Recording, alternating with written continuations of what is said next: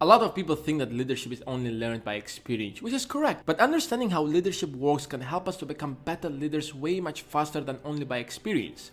John Maxwell divides leadership into 5 levels. The first level of leadership is the position, when one is a leader because he is given some title or position and people follow that person because they have to. That could be your boss, your lecturer in school or college. You have to obey that person, and that's pretty much where most leaders are. Of course, the influence of the first level leader is very limited to what the job description is. For example, you have to obey your lecturer only in college and in matters that are related to that, and nothing beyond that. They rely on rules and regulations and policies to control their people, because otherwise no one gives a damn about what they say. The good thing about it is that position gives you a chance to widen your sphere of influence and move on into the higher levels of leadership. It's kind of a starting point to develop your leadership skills. The mistake that a lot of first level leaders do is that they think that being a good leader is to be the king of the hill. They feel insecure and threatened whenever they see people with potential starting to climb. It worries them. They feel that their place on the top is being threatened. As a result, they undermine people who show talent, trying to guard their position and keep themselves clearly above and ahead of anyone else. If you continue to rely on your position to move people, you might never develop influence with them, and your success will always be limited. That's when the second level of leadership, the leader starts changing his mentality from "I'm the king of the hill" to "let's climb the hill together." He starts treating his followers not just as people who have to do the work for him, but people with whom he can work together to achieve common goal. They focus on creating relationships. They want to connect with people as deep as possible. You start caring more about the people than the rules and the regulations, because your job is to make them believe that you care about them. The downside of this level is that when you create close relationships, you start appearing weak in the eyes of others and start losing respect, because you are getting closer to people. You know, people are fine to make fun of their friends than a stranger because they feel they are close to each other. And this is one of the main reasons why a lot of people don't want to move to level 2. Relationships are really hard to deal with and takes a lot of time, and sometimes they just go so deep into that they forget that there is actually level 3. They might stuck there forever. But those who can make it farther to level 3, which is the production level, they gain back the respect, but this time with confidence that the team believes in him. It starts getting really tough, and this is where the real leadership starts. Since you have the position and the relationships, you have to use them together in order to achieve great results. So you have to get things done with the team. Your job is to lead by example and let your team see that you are the reason behind the accomplishments.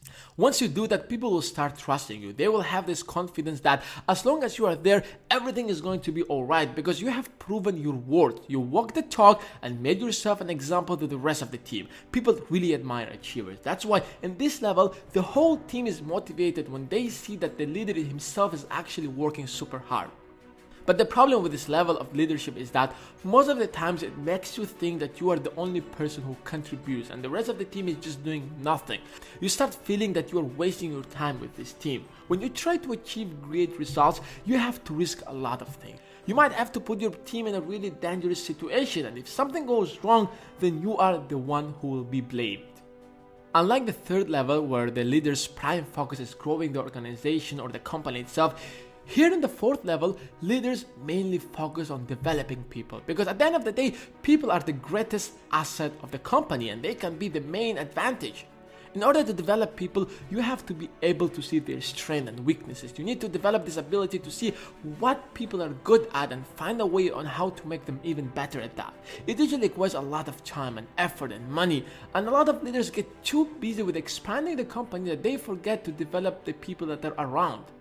But remember, once you develop them, they get better at what they do, and you might be able to pass a lot of your work to them so you can focus on more important things.